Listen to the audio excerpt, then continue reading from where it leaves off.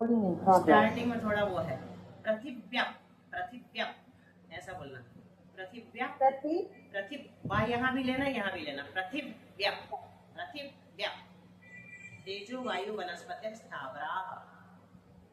अब अर्थ भी मैं बताऊंगी पहले आप। हाँ एक मिनट हम बता ही दे रहे हैं। पृथ्वी का एक, जल का एक, अग्नि का एक, वायु का एक और वनस्पति का एक, ये 5 स्थावर हैं। इनके केवल एक स्पर्शन की इंद्रिय होती है, एक स्पर्शन इंद्रिय होती है। तेजो वायु वनस्पत्या स्थावराः। पृथ्वी का एक, जल का एक, अग्नि का एक, वायु का एक और वनस्पति का एक, ये पांच स्थावर हैं।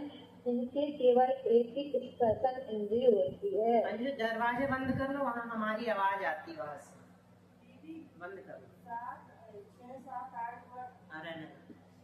इंद्रियाद्यस्त्रसाः, इंद्रिय, त्रिंद्रिय, चतुरिंद्रिय, पंचेंद्रिय जीव त्रस कहलाते हैं।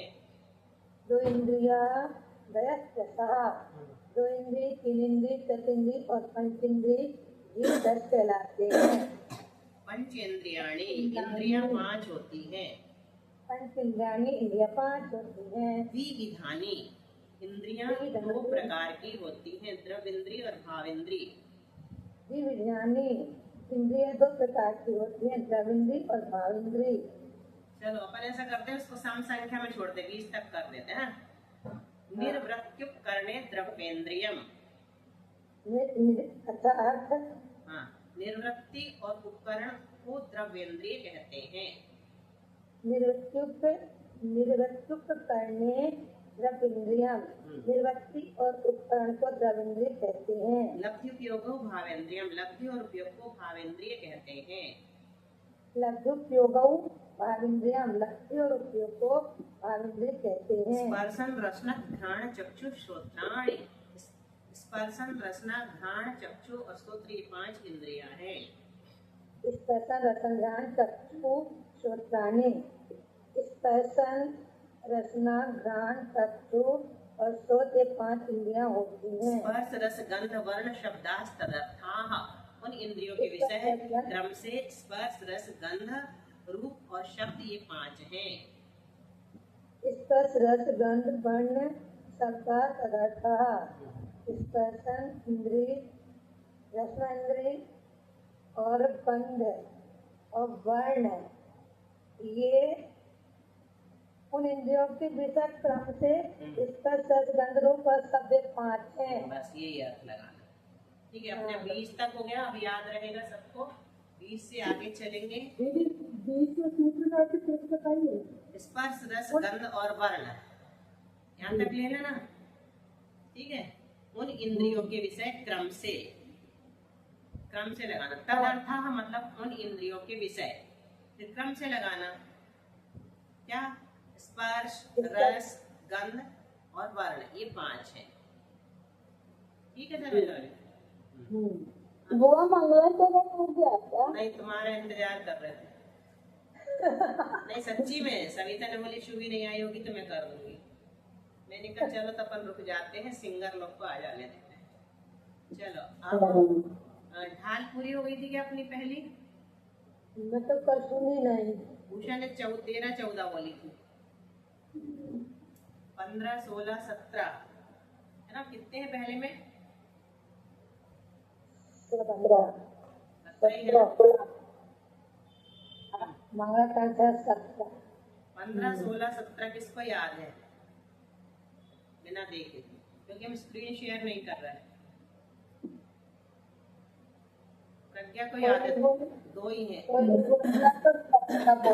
प्रज्ञा बोलेगी। प्रज्ञा कभी अकाम निर्जरा वाला याद है ना? एक ही लाइन याद है, कभी अकाम निर्जरा करे में। नहीं सुनो, हम अर्थ और छंद दोनों बोलते हैं, उसके बाद रिपीट करना पड़ता है इसमें ना, सिस्टम वही है। तो हम बोल रहे तो शायद तुमको याद हो जाएगा, सरलता है। कभी अकाम, अच्छा हम गद्या जैसे बोल दे रहे। कभी अकाम निर्जरा करे, भवन त्रिक में सुरतन धरे, विषय चाह दावा न लदहियो, मरत विलाप करत दुख सहियो। ठीक है, याद हो गया? बोल दो पहले, छंद बोल दो। थोड़ा थोड़ा, हाँ। थोड़ा थोड़ा बोला। कभी अकाम निर्जरा करे, भवनात्रिक में सुरतन धरे, विषय चाह दावानल दयो, मरत समय तरुणीरत रहो। मरत नहीं विलाप, लोग सब लोग नहीं बोलो, मरत विलाप करत दुख सहयो। ओ, मरत विलाप करत दुख सहयो, मरत फिर विलाप। हाँ, फिर अर्थ सुन लो। फिर अकाम निर्जरा के फल से देवगति में उत्पन्न हुआ। वहां कहाँ पे? भवनत्रिक में। वहां भी भवनत्रिक में उत्पन्न हुआ। वहां भी पंचेंद्री के विषयों की चाह में जलता रहा और मरते समय रो रो करके दुखी हुआ। कोशिश करो। फिर अकाम निर्जरा करके भवनत्रिक में देवगति प्राप्त की। वहाँ पे भी पांचों इंद्रियों के विषयों में रत रहा और मरते समय विलाप करते हुए मरण को प्राप्त हुआ। बहुत अच्छा। ऐसे ऐसे बिना याद किए बताने में और अच्छा रहता। जो विमानवासी उठाए, सम्यक दर्शन बिन दुख पाए, तहाँ ते चय थावर तन धरे, यो परिवर्तन पूरे करे। जो यानी अगर विमानवासी, ये बोल दो। हाँ पहले ये बोलो, जो विमानवासी जो विमानवासी उठाए, सम्यक सम्यक दर्शन बिन दुख पाए, ताते चय, ताते चय थावर तन धर्यो, धरे धरे धरे है ना, आई की मात्रा। ताते चय थावर तन धरे, यूं परिवर्तन पूरे करे। हाँ, तहते तहते तह तह कहते चय थावर तन धरे। अगर विमानवासी देव भी बना तो वहाँ सम्यक दर्शन बिन दुख पाए, सम्यक दर्शन की प्राप्ति न होने से दुख उठाता रहा। और फिर वहाँ से भी मरण कर पृथ्वी थावरतन यानी पृथ्वी जल अथवा वनस्पति कायिक में उत्पन्न हुआ। अपन तीन इसलिए बोल रहे क्योंकि वहां से तीन में ही उत्पन्न होते हैं ना, पृथ्वी जल अथवा वनस्पति में। अर्थात अर्थात त्रियंज गति में फिर से आ गया। इस प्रकार यह जीव अनादिकाल से संसार में भटक रहा है, पंच परावर्तन कर रहा है। जो विमानवासी होता है, अगर विमानवासी देव भी बना तो बोलो। हाँ, जो विमानवासी देव बने वो सम्यक दर्शन के बिना दुख पाते रहे और वहाँ से चय करके वो थावर मतलब तिर्यंक मनुष्य एक इंद्रिय थावर बने और इस प्रकार वो पंच परावर्तन करते ही रहे और पर्याय बदलते रहे। यहाँ पर मनुष्य नहीं लेना, वहाँ से चय करके स्थावर में फिर से पहुँच गया।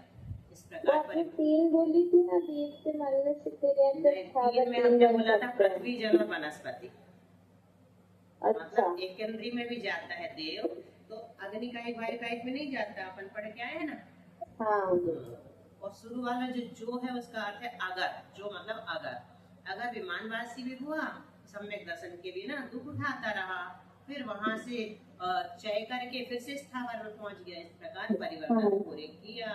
वो लेकिन एक बार आपने कभी बताई थी कि देवगति से या तो स्थावर बनता है या त्रियंश या मनुष्य, ऐसा नहीं बनता तो सब है, नरक और देव में छोड़ करके सब जगह जा सकता, त्रियंश मनुष्य सब बनता है। लेकिन अभी छेड़ालाकार जो है ना, विकास बता रहा जीव का कैसे होता, परिभ्रमण पंच परावर्तन में कैसे भटकता है।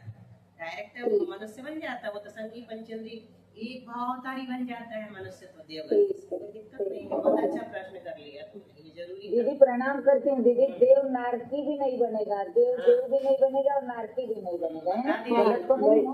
ये तो पहले भाग का है, ये पता है सबको, आपने अच्छा किया बता दिया। चलो अंजू समझ गए ना विजय जी ने क्या बताया? हाँ, क्या बताया? आपने भी बताई।